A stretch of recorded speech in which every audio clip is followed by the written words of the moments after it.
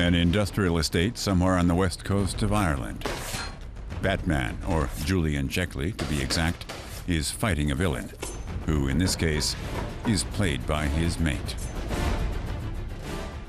I feel a little bit silly as a 45-year-old man dressed up in rubber running around, but I tell you what, when you put the suit on, it empowers you. So there's good and bad things, and it's very hot. Julian Checkley is a special effects man and costume designer. He decided that Batman needs far more than just a black suit and a cape. A real superhero needs gadgets. 23 to be precise. One of them is a magnetic tracking device. Batman can track cars using Bluetooth and an old iPhone. His suit can emit a gas to paralyze opponents. And this 2,000-watt light gun blinds villains. The hardest thing about making this gun was to try and get 2,000 watts of power pumping through these flash bulbs at the end here. So everything had to be miniaturized, and a special little printed circuit board had to be made to make it small enough to get into this gun. A video game inspired Julian to create a batsuit. It all started with a 3D model. Then he designed a textile suit to go underneath the body armor. His mate, Camille, then got to work on the gadgets. People are just like, whoa! So, you know, wherever it goes, it's fantastic to kind of to be able to come in and just, you know, let your mind go. And it's like, oh, let's do this. Okay, let's do this. Let's try it. They used a 3D printer to make the mask and most of the body armor. But Julian also created many pieces by hand, like the fiberglass belt buckle and this rubber mouthpiece. Julian invested hours and hours of work.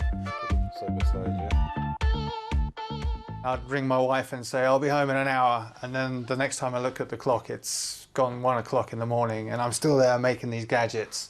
But you just get so into it. It's not like a job.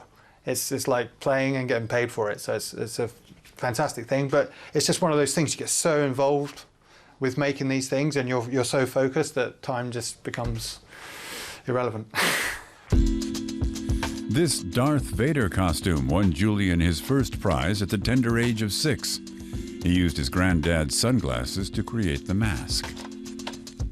He then worked in the film industry for 20 years, creating numerous creatures and costumes for films like Hollywood blockbuster The Mummy and The Mummy Returns.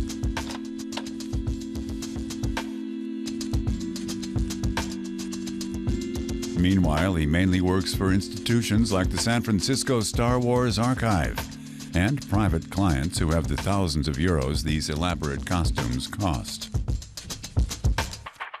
I think it's fairly apparent that I'm standing next to characters that inspired me from a small child. I saw Star Wars when I was 5 or 6 years old, and I remember asking my dad, you know, how do they make these things?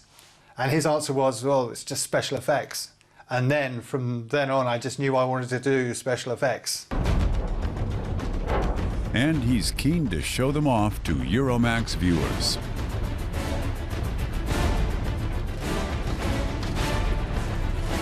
Smoke bombs are particularly helpful for fighting villains. Julian's 23 fully functioning gadgets have secured him an entry in the Gamers edition of the Guinness Book of Records. I thought it was amazing.